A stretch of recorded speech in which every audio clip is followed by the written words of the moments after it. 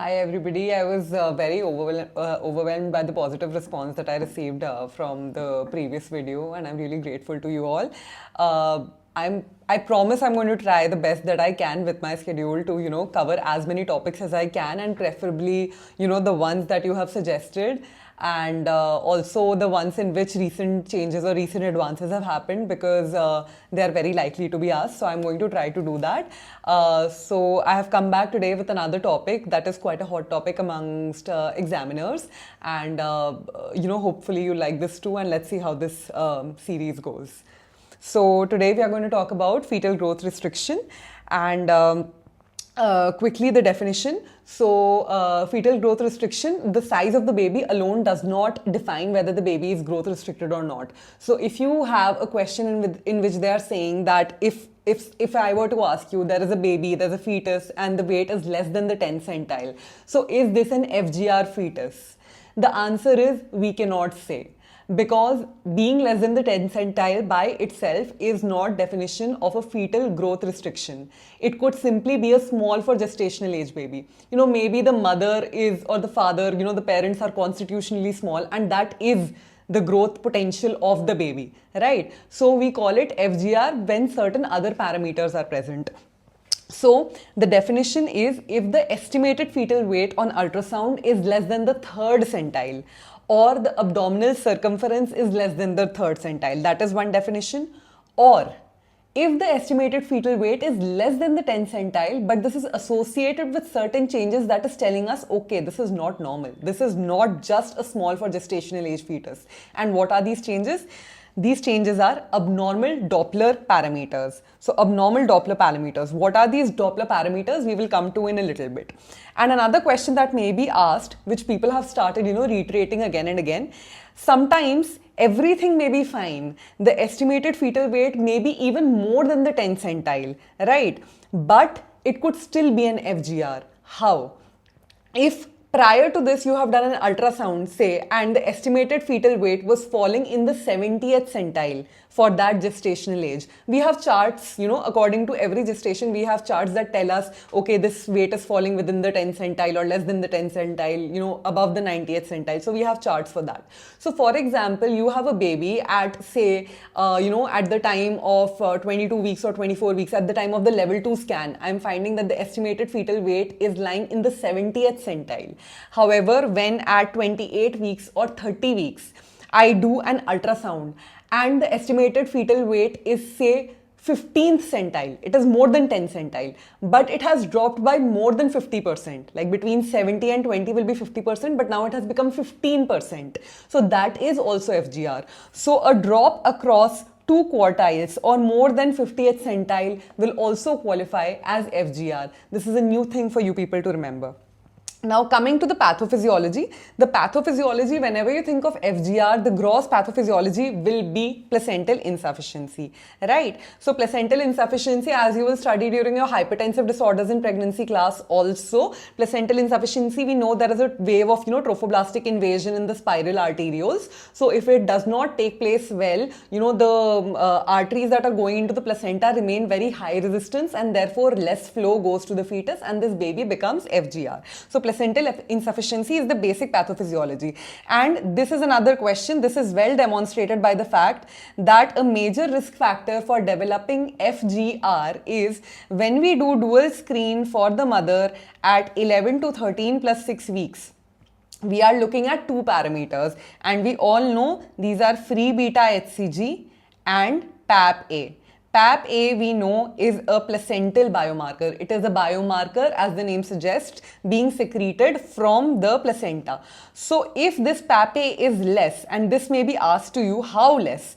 Less than 0.4 multiples of median, then this is a major risk factor for this mother to be developing FGR in this pregnancy, right? So this is a risk factor.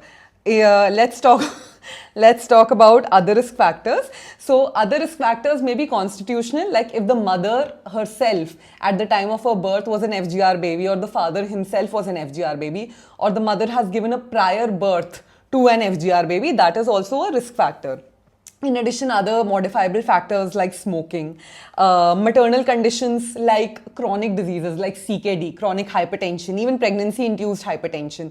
Maternal diabetes also is a risk factor. So, a lot of people will tell you maternal diabetes will lead to macrosomia and not FGR. That is not the case. So, when we have uncontrolled sugar without vasculopathy, that will lead to macrosomia. But in a mother who is, for example, say type 1 diabetes or type 2 diabetes, she's had diabetes for a long period of time, 10 years, 15 years, and that has now, caused vasculopathy and changes in your vessels. So that will again lead to a decreased blood flow to the fetus, placental insufficiency and FGR, right? Other vascular conditions like APLA, we know, causes thrombosis of the vessels, leading to less blood flow to the fetus.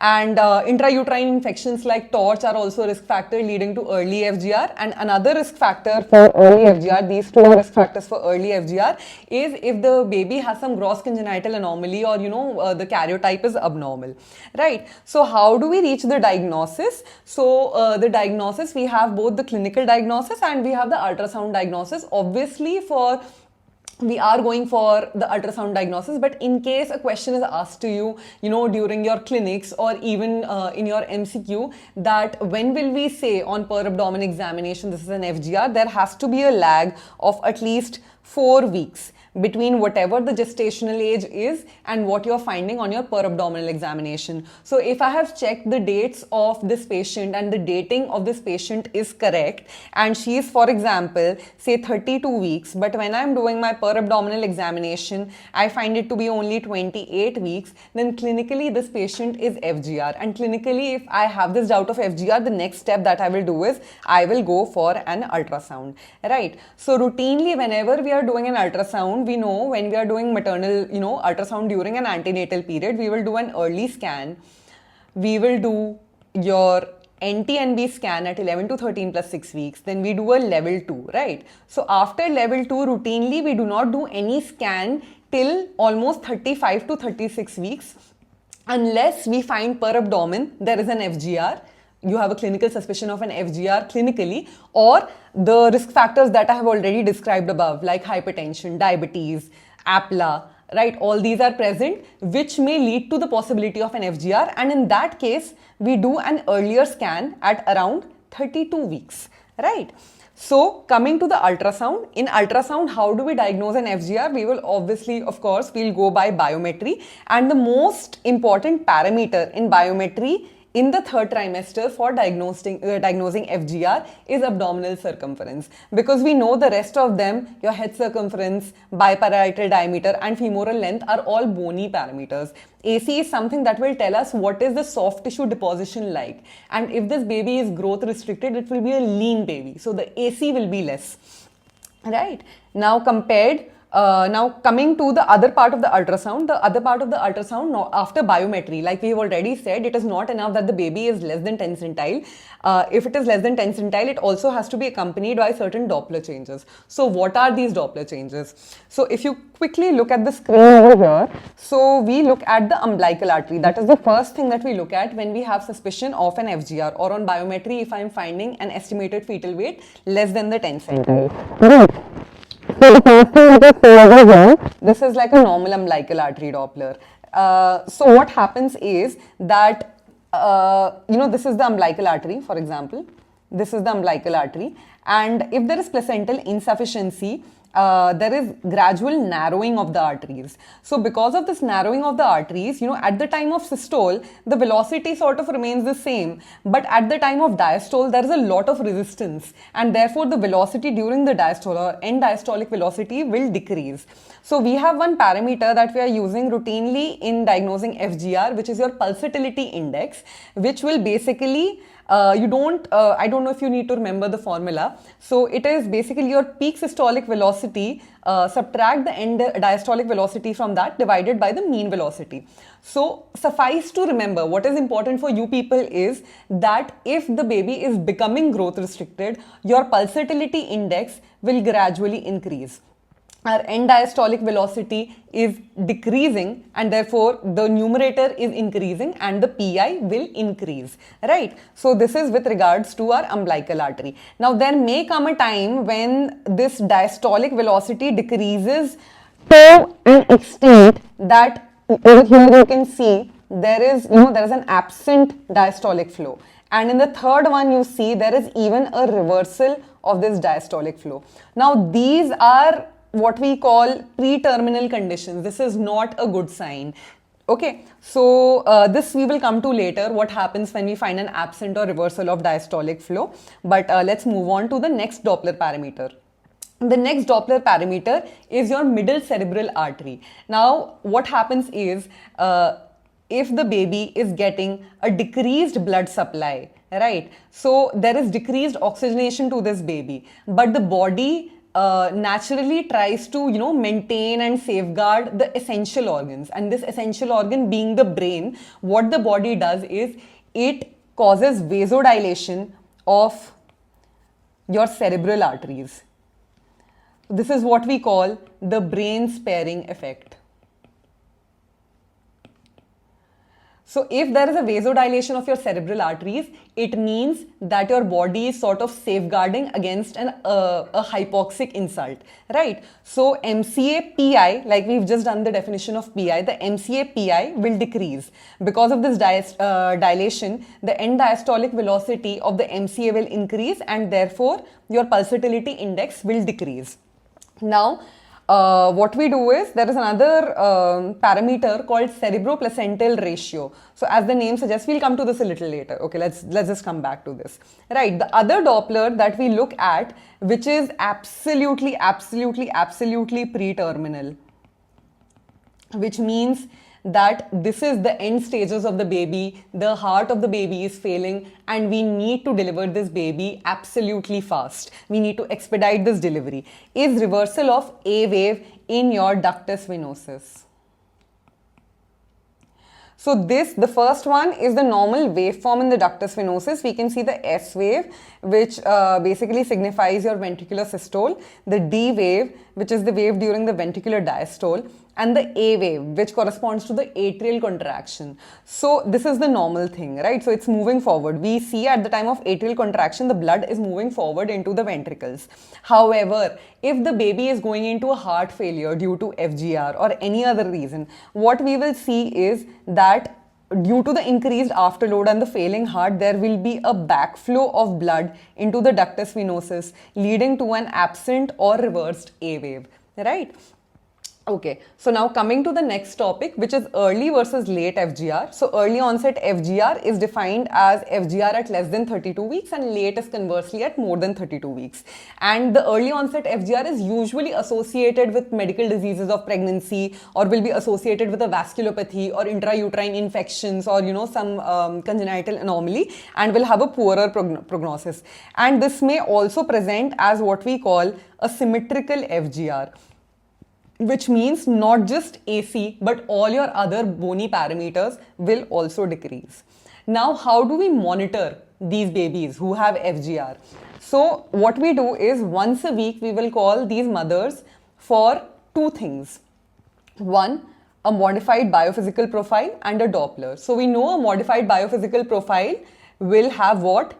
AFI and NST. Right? So AFI, why do we do AFI? Because FGR, what exactly we are looking for is FGR, we are suspecting a vasculopathy, means there is chronic hypoxia. So if there is chronic hypoxia, this will manifest as oligohydramnios.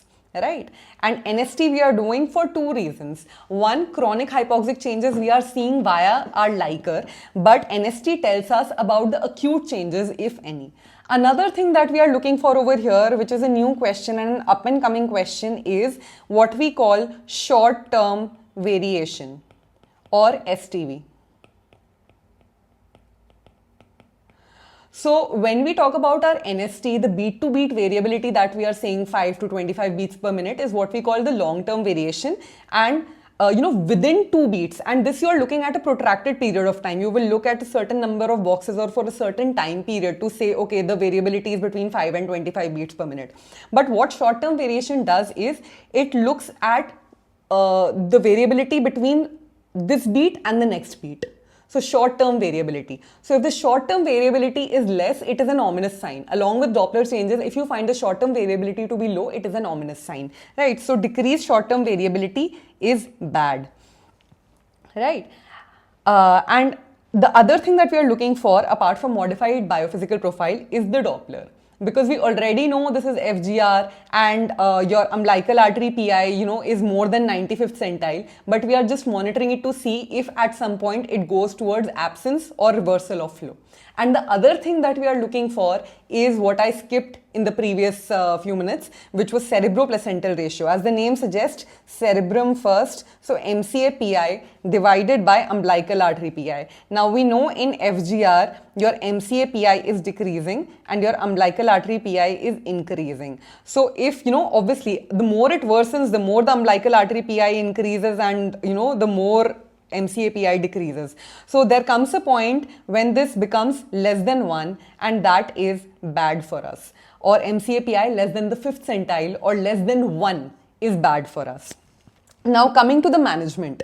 So when do we deliver this baby? That is the main question. When do we deliver? So we deliver this FGR baby between 37 to 38 weeks, right? And what is our mode of delivery? Mode of delivery, if this baby has normal Dopplers, normal NST, by normal Dopplers, I mean no absence or reversal of flow. Obviously, it is increased because it is FGR. But if, there is no absence or reversal of end-diastolic flow, then we can very well go for, according to the obstetric indication, we can go for induction. There is no necessity for a cesarean section, right? And that is the mode of delivery. And the other thing is we can use this CPR, cerebroplacental ratio that we talked about.